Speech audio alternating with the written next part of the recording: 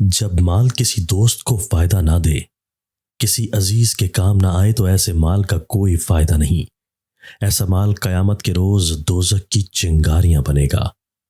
بوڑھا آدمی وہ ہے جو علم حاصل کرنا بند کر دے، خواہ اس کی عمر 20 سال ہو یا 80 سال۔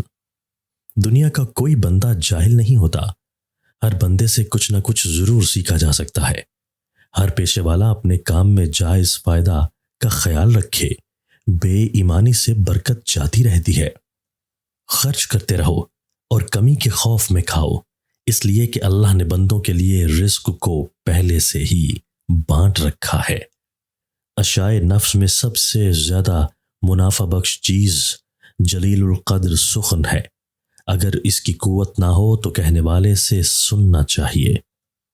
بادشاہ اس بازار کی طرح ہوتے ہیں کہ جس جنس کی نکاسی زیادہ ہوتی ہے وہی چیز بازار میں زیادہ آتی ہے۔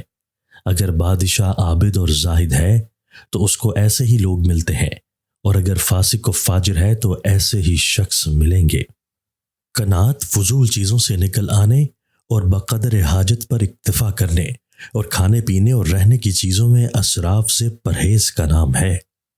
سب سے برا اخلاق یہ ہے کہ تقدیر کے ساتھ جھگڑو، ضد کر کے اس کو بدلنا چاہو اور تفلب آرزو اور دعا سے اس کو پلٹنے کی کوشش کرو۔ شادی کی خواہش مند نوجوان کو یا تو سب کچھ جاننا چاہیے یا کچھ بھی نہیں۔ تنگ نظر وہ ہے جسے 2 برائیوں میں سے ایک کا انتخاب کرنا پڑے تو وہ دونوں کو پکڑ لے۔ غیرت کو غصہ پر ترجیح دیجیے۔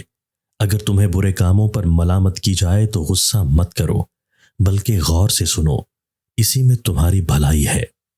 بادشاہوں کے عیش و نشاط اور نرم و نازک لباس کو نہ دیکھو، بلکہ یہ دیکھو کہ وہ دنیا سے کتنی جلدی جا رہے ہیں اور کیسا برا ٹھکانہ ان کو ملے گا۔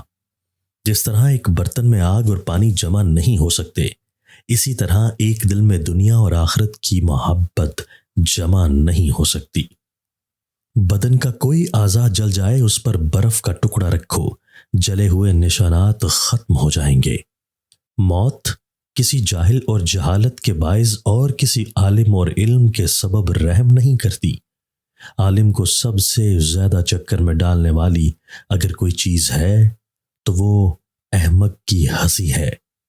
معاشرہ چند مہذب خانہ بدوش لوگوں کے 2 گروہ کا نام ہے، ستانے والے اور دوسرے ستائے ہوئے۔